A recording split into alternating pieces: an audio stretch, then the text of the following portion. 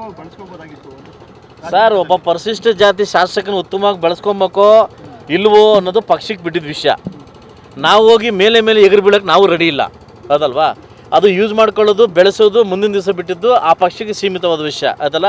ಒಂದು ಕುಟುಂಬ ಸದಸ್ಯನಾಗಿ, ಕುಟುಂಬ ಯಜಮಾನಾಗಿ ಸದಸ್ಯನ ಹೇಗೆ ನಡ್ಸ್ಕೊಳ್ಬೇಕು, ಯಾವ ಬಟ್ಟೆ ಹಾಕ್ಬೇಕು ಹಬ್ಬಕ್ಕೆ ಅನ್ನೋದು ಅದು ಯಜಮಾನಕ್ಕೆ ಸಂಬಂಧಪಟ್ಟ ವಿಷಯ. ನಾನು ಹೋಗಿ ನನಗೆ ಆ ಬಟ್ಟೆ ಕೊಡು ಈ ಬಟ್ಟೆ ಕೊಡು ಆ ಜಾತ್ರೆ ಹುಟ್ಟಿರ್ತಕ್ಕಂಥ ವ್ಯಕ್ತಿ ನಾನಲ್ಲ, ಅದಲ್ವಾ? ಬಹುಶಃ ಏಕಾಂಗಿಯಾಗಿ ನನ್ನ ಪಕ್ಷಕ್ಕೆ ಬಂದಿದ್ದೀನಿ, ಏಕಾಂಗಿಯಾಗಿ ದುಡಿದಿದ್ದೀನಿ, ಏಕಾಂಗಿ ಹೋಗ್ತಾ ಇದ್ದೀನಿ.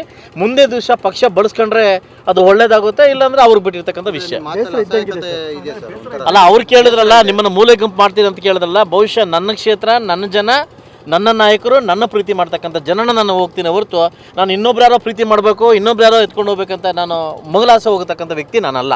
ನಂದೇ ಅಂತ ದಾಟಿ ಸೆಷನ್ ಮಾತಾಡ್ತಾ ಇದ್ದೀನಿ, ನಂದೇ ಅಂತ ಹೋರಾಟ ಇದೆ, ಅದೇ ಅದೇನು ಮುಂದುವರಿತೀನಿ ಸರ್. ಈಗ ಇತ್ತೀಚೆಗೆ ಅಂದರೆ ನೀವು ಇದೇ ಮಾಧ್ಯಮದವ್ರು ಕೂಡ ಮಂಡ್ಯದಲ್ಲಿ ಕುಮಾರಸ್ವಾಮಿ ಗೆದ್ದ ಮೇಲೆ, ಡಾಕ್ಟರ್ ಮಂಜುನಾಥ್ ಗೆದ್ದ ಮೇಲೆ ಹೈ ಲೆವೆಲ್ ಹೋಗಿದ್ದೀರಾ ಅಂತಂದ್ರೆ, ಈ ನಿಖಿಲ್ ಎಲೆಕ್ಷನ್ ಸೋತ ತಕ್ಷಣ ಕುಗ್ಗಿದ್ದೀರಾ ಅಂತ ಹೇಳ್ತಾರೆ. ಬಹುಶಃ ಸಮಾವೇಶ ಅಂಥ ಸಮಾವೇಶಗಳನ್ನ ನಾವು 108 ಮಾಡಿಬಿಟ್ಟಿದ್ದೀವಿ. ಮತ್ತು ನಮ್ಮ ಥರ ಸಮಾವೇಶ ಯಾರೂ ಮಾಡಲಿಕ್ಕೆ ಸಾಧ್ಯ ಇಲ್ಲ.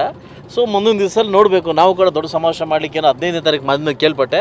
ಇಲ್ಲಿ ತನಕ ಒಬ್ಬ ಶಾಸಕ ನಮಗೇನು ಮಾಹಿತಿ ಬಂದಿಲ್ಲ. 15ನೇ ತಾರೀಕು ಏನೋ ಸಮಾವೇಶ ಮಠದಲ್ಲಿ ಮಾಡಬೇಕು ಅಂತ ಹೇಳ್ತಾರೆ ಮಂಡ್ಯದಲ್ಲಿ. ಖಂಡಿತವಾಗ್ಲೂ ಸಕ್ಸಸ್ ಆಗಲಿ ಅಂತ ಕೇಳ್ತೀನಿ. ಯಾವುದೇ ಕಾರಣಕ್ಕೂ ZPTPಗೂ ಇದಕ್ಕೆ ಸಂಬಂಧ ಇಲ್ಲ. ಆಗಲಿ ZPTP ಕಾಯ್ತವ್ರ ಜನ, ಅದಲ್ಲ? 3 ವರ್ಷದಿಂದ ಎಲೆಕ್ಷನ್ ನಡಿಬೇಕಾಯ್ತು, 1 ವರ್ಷದಿಂದ ನಡೆದಿಲ್ಲ ಅಂತ ಕಾಯ್ತವ್ರೆ. ಆದಷ್ಟು ಬೇಗ ಸರ್ಕಾರದವ್ರು BBMP ಎಲೆಕ್ಷನ್ ಮಾಡಬೇಕು, ZPTP ಎಲೆಕ್ಷನ್ ಮಾಡಬೇಕು. ಎಲ್ಲೆಲ್ಲಿ ಶಾಸಕರಿದ್ದಾರೆ ಶಾಸಕರಿಗೆ ಅವರ ಒಂದು ದಮ್ಲ ಕೊಡಬೇಕಂತ ಕೇಳ್ತೀನಿ. ಮಂಡ್ಯದಲ್ಲಿ ಸಮಾವೇಶ ಆಗುತ್ತೆ. ಹೌದು, ಮಂಡ್ಯ ಜಿಲ್ಲಾದವ್ರನ್ನೇ ಸಮಾವೇಶ ಕರೆಸೋದು. ಮಂಡ್ಯ ಒಂದು ಏನು ಎಲ್ಲ ತಾಲೂಕುಗಳಿಂದ ಸಮಾವೇಶ ಕಳಿಸೋದು, ಅಲ್ಲಿ ಮಾಡೋ ಸಮಾವೇಶಕ್ಕೆ ಸಾಗೋದು. ಎಲ್ಲೋ ಮಾಡ್ಬಿಟ್ಟು ಎಲ್ಲಿಂದ ಜನ ತಂದರೆ ಎಲ್ಲಿ ಆಗುತ್ತೆ? ಹೌದು ತಾನೆ? ಸೊ ಮಂಡ್ಯದಲ್ಲೇ ಸಕ್ಸಸ್ ಮಾಡಿ ನಂಗೆ ಗೊತ್ತಿಲ್ಲ, ಇನ್ನು ಮಂಡ್ಯದಲ್ಲಿ ಫಿಕ್ಸ್ ಆಗಿದೆಯೋ ಇಲ್ಲ ಅಂತ ನಮಗೆ ಗೊತ್ತಿಲ್ಲ. ಬಹುಶಃ ನನಗೆ ಗೊತ್ತಿದ್ದ ಮಟ್ಟಿಗೆ ನಮ್ಮ JDS ಪಕ್ಷದವ್ರು ಕೂಡ ಇನ್ನೂ ಎಚ್ಚೆತ್ಕೊಳ್ತಕ್ಕಂಥ ಸಮಯ ಕೂಡ ಬಂದಿದೆ. ಇವತ್ತು ಆತ್ಮಾವಲೋಕನ ಮಾಡ್ತಕ್ಕಂಥ ಸಮಯ ಕೂಡ ಬಂದಿದೆ. ಬಹುಶಃ ನೋಡ್ಬೇಕು, ಮುಂದಿನ ದಿವಸ ಕೂಡ ಒಬ್ಬ ಶಾಸಕನ ನಾನು ಕೂಡ ಕಾದು ನೋಡ್ತಾ ಇದ್ದೀನಿ. JDS ಪಕ್ಷದಲ್ಲಿ ನಿಮ್ಮದೇ ಕೂಡ ಆಗ್ತಾ ಇದೆ. ನನ್ನ ಚುನಾವಣೆ ನಂತರ ವರಿಷ್ಠರು ನಿಮ್ಮ ಜೊತೆಗೆ ಸಂಪರ್ಕದಲ್ಲಿಲ್ಲ, ನನ್ನನ್ನು ಮೂಲೆ ಗುಂಪು ಮಾಡೋದ? ಸಮೃದ್ಧಿ ಮಂಜು ಏಕಾಂಗಿಯಾಗಿ ಬಂದಿರತಕ್ಕಂಥ ವ್ಯಕ್ತಿ, ಏಕಾಂಗಿ ಹೋರಾಟ ಮಾಡ್ತಕ್ಕಂಥ ವ್ಯಕ್ತಿ. ನನ್ನನ್ನು ಯಾರು ಮೂಲೆ ಗುಂಪು ಮಾಡ್ತಕ್ಕಂಥ ಇದು ಪರಿಸ್ಥಿತಿ ಇನ್ನೂ ಬಂದಿಲ್ಲ, ಬರೋಕ್ಕೂ ನಾನು ಬಿಡೋದಿಲ್ಲ, ಆಯ್ತಲ್ವಾ? ನಾನು ಯಾವುದೇ ಕಾರಣಕ್ಕೂ ಯಾರ ಹತ್ರನೂ ಹಂಗಿಂದ ಬದುಕೋದು ಇಲ್ಲ. ನಾನು ಜನ ನಂಬ್ಕೊಂಬಂದಿದ್ದೀನಿ. ಜನ 1,500,000 ಓಟಿಂದ 18 ಸೋಲಿಸಿದ್ದಾರೆ.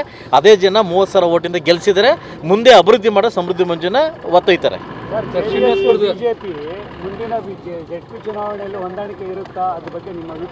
ಅದು ಹೈಕಮಾಂಡ್ಗೆ ಜನಕ್ಕೆ ಬಿಟ್ಟಿರ್ತಕ್ಕಂಥ ವಿಷಯ.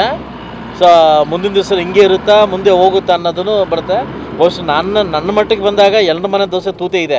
ಇದು ಕಾಂಗ್ರೆಸ್ಸಲ್ಲಿ ಕೂಡ ತೂತೆ ಇದೆ, JDS ಎಲ್ಲ ಕಡೆ ತೂತೆ ಇದೆ. ಬುದ್ಧಿ ಸರಿಪಡಿಸ್ಕೊಂಡ್ರೆ ಜನ ಇವ್ರ ಕೈ ಹಿಡಿತಾರೆ, ಇಲ್ಲಾಂದ್ರೆ ಇಲ್ಲ. ಅದು ಮುಂದಿನ ದಿವಸದಲ್ಲಿ ನೋಡೋಣ ಹೆಂಗೆ ಸಾಗುತ್ತೆ ಅನ್ನೋದು ನೋಡೋಣ. ಈ ಎಲ್ಲ ಎಲೆಕ್ಷನ್ ಎಫೆಕ್ಟ್ ಹೇಗಿದೆ ಅಂತ ನೋಡೋಣ. 3 ಏನಕ್ಕೆ ಸೋತ್ರು ಅನ್ನೋದು ಫಸ್ಟ್ ಅಧ್ಯಯನ ಮಾಡಬೇಕು. ಅದಕ್ಕೆ ಪಾಠ ಕಲಿಬೇಕಾಗ್ತದೆ. ಉಪಚುನಾವಣೆಯಲ್ಲಿ